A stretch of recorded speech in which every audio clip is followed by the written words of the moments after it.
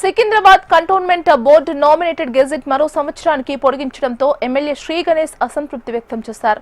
ఈ నెల 20న cantonment విలీనంపై relay నిరాహార దీక్ష చేపట్టనున్నట్లు తెలిపారు. కంటోన్మెంట్ విలీనం జరిగేంత వరకు తమ పోరాటం ఆగదని అన్నారు. రిలే నిరాహార దీక్ష చేపట్టి మున్ముందు పోరాటాన్ని ఉధృతం చేస్తామని హెచ్చరించారు.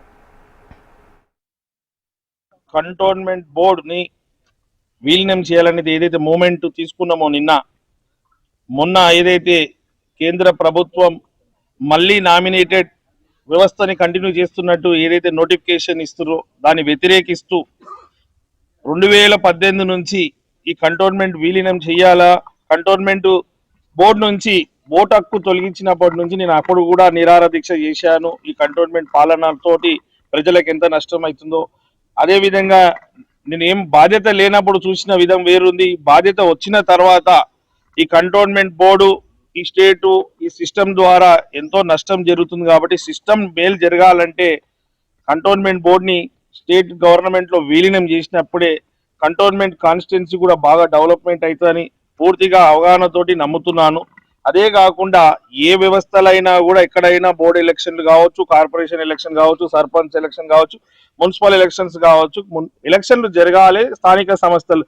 అలాంటిది గత 6 సంవత్సరాల నుంచి ఎలక్షన్ పెట్టక ఓన్లీ నామినేటెడ్ వ్యవస్థను కంటిన్యూ చేయడం మేము వ్యతిరేకిస్తూ, ఈ వ్యవస్థని వ్యతిరేకిస్తూ ఖచ్చితంగా ఇది విలీనం చేసి కార్పొరేషన్ల 3-4 నెలల్లో ఎలక్షన్ అవుతుంది. కాబట్టి అదే మాదిరిగా కార్పొరేషన్ ఎలక్షన్ కావాలని మేము ఒత్తిడి పెట్టి వారు కూడా దిగి రావాలని కానీ ఈ ఒక డిమాండ్ మీద మేము రేపటి నుంచి నిరంతరం రేపు ఫస్ట్ రోజు కాబట్టి 10 గంటల నుంచి నిరాహార దీక్ష స్టార్ట్ అవుతుంది. సాయంత్రం వరకు ఉంటుంది.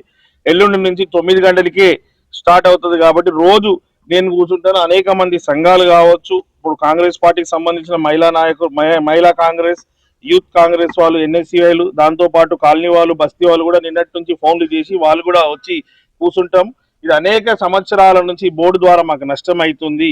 మాకు కూడా జిహెచ్ఎంసీలోనే భాగంలోనే మేము విలీనం అయితే డెవలప్మెంట్ అవుతాను వాళ్ళు కూడా నమ్ముతురు కాబట్టి, ఆశిస్తురు కాబట్టి మేము రేపు తీసుకుంటున్న ఏదైతే అంగర్ స్ట్రైక్ ఉందో అందరూ వచ్చి మద్దతు ఇస్తా అంటారు కాబట్టి రేపటి నుంచి స్టార్ట్ అవుతుంది. దానికే ఇది పోస్టర్ ఆవిష్కరణ.